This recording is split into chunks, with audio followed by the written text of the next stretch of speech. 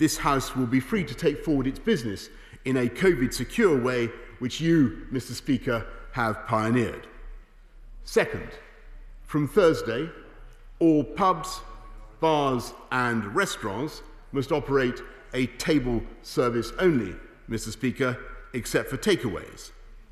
Together with all hospitality venues, they must close at 10 p.m. And to help the police enforce this rule, I'm afraid that means, alas, closing and not just calling for last orders, because simplicity is paramount. The same will apply to takeaways, though deliveries can continue thereafter. And I'm sorry that this will affect many businesses just getting back on their feet, but we must act to stop the virus from being transmitted in bars and restaurants.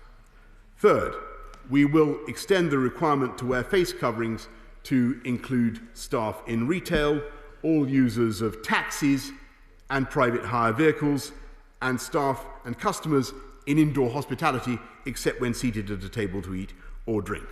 Fourth, in retail, leisure and tourism and other sectors, our COVID-secure guidelines will become legal obligations.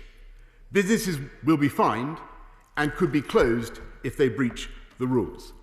Fifth, now is the time to tighten up the rule of 6.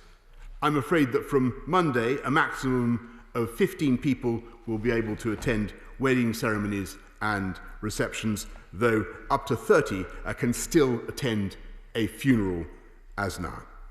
We will also have to extend the rule of 6 to all adult indoor team sports.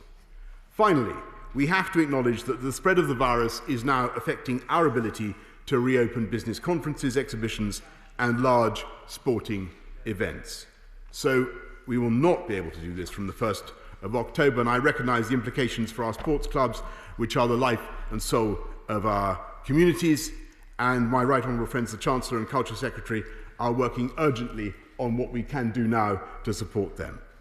Mr. Speaker, these rules, these measures, will only work if people comply.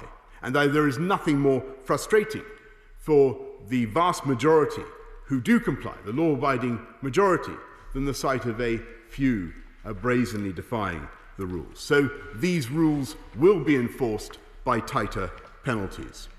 We've already introduced a fine of up to £10,000 for those who fail to safe isolate, and such fines will now be applied to businesses breaking COVID rules. The penalty for failing to wear a mask or breaking the rule of 6 will now double to £200 for a first offence.